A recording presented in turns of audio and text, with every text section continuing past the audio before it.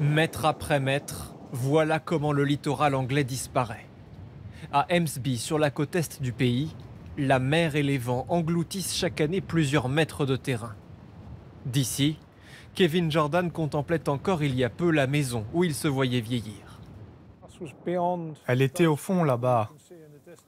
Et maintenant, il n'y a plus rien. Je savais que mes jours là-bas étaient comptés, mais je ne pouvais rien faire. J'ai mis toutes mes économies dans cette maison pour ma retraite. Dans cette commune de 3000 habitants, une trentaine de maisons ont été rayées de la carte par l'érosion ces dernières années. Et cela semble s'accélérer. Le paysage de l'an dernier n'a déjà plus grand-chose à voir avec celui d'aujourd'hui. Dans le village voisin, cette habitation est parmi les prochaines menacées. Sa propriétaire s'attend à devoir emménager dans son camping-car. Quand je me lève au milieu de la nuit et que je regarde par la fenêtre, je me dis que je ne suis pas ici pour longtemps et que bientôt, je n'aurai plus le confort de la moquette sous les pieds ni du chauffage central. C'est assez déprimant, même vraiment déprimant. Sur 15 km de littoral, on estime que 800 bâtiments sont menacés dans les prochaines décennies, et pas seulement des habitations.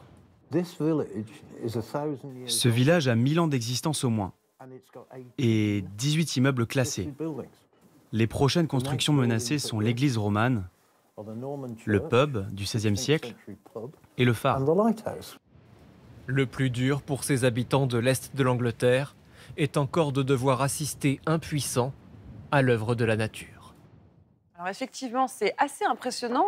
On imagine que cette érosion a des conséquences économiques pour le pays. C'est le cas ou pas ?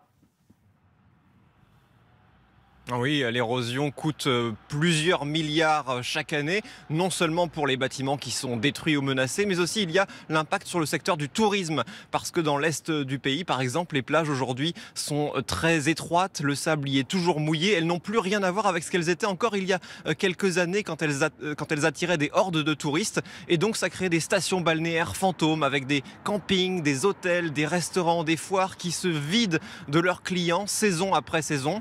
Au Royaume-Uni, on estime que d'ici 50 ans, 100 000 logements et 1600 km de routes pourraient disparaître. C'est l'équivalent d'une grande ville rayée de la carte par l'érosion. C'est dingue. Merci beaucoup Ambroise Boulaïs en direct de Londres.